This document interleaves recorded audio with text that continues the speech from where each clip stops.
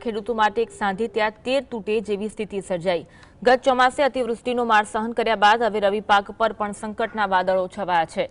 ખેડૂતોએ આશા સાથે ઘઉં, ચણા, જીરું અને ધાણાનું વાવેતર કર્યું, પરંતુ અચાનક બદલાયેલા વાતાવરણ અને માવઠાએ ગણિત બગાડ્યું।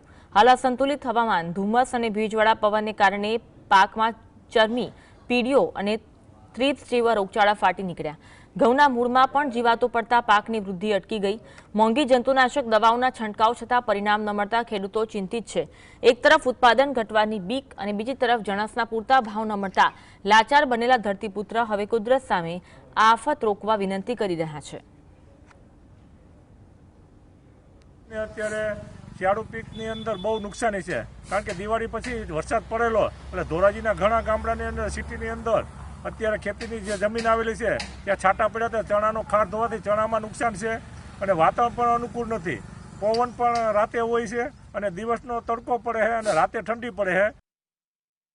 વાતાવરણ થોડોક ભાગ ભજવે છે એનું, પણ બીજું એ કે આ સરકાર એવું કહે છે કે ભાઈ અમે કૃષિ લગતી સરકાર છે, ખેડૂતોના સહારે સરકાર છે, તો અમે એની પાસે કોઈ સહાય નથી માગતા, પણ જે એના કૃષિ રથ કાઢે છે, કાંઈ કરે છે, એના ગ્રામ સેવકો છે, તો ખેડૂતને સારી દવાની સલાહ આપે અને સારી દવા જે કાંઈ હોય તે ખેડૂતને ફૂગનાશક છે, સુકારાની અને ઘઉંની અંદર ઈયળના નિયંત્રણ માટે આવી દવા આપે, માહિતી આપે તો ખેડૂતને કંઈક ફાયદો થાય। આ તો સરકાર ખોટી જાહેરાત કરે કે ભાઈ અમારા કૃષિ રથ નીકળે ને અમે આમ કરી છીએ ને અમે ખેડૂતને આટલું ઉત્પાદન લઈ આવી। ખેડૂત ઉત્પાદન લઈ આવતો નથી, ખેડૂત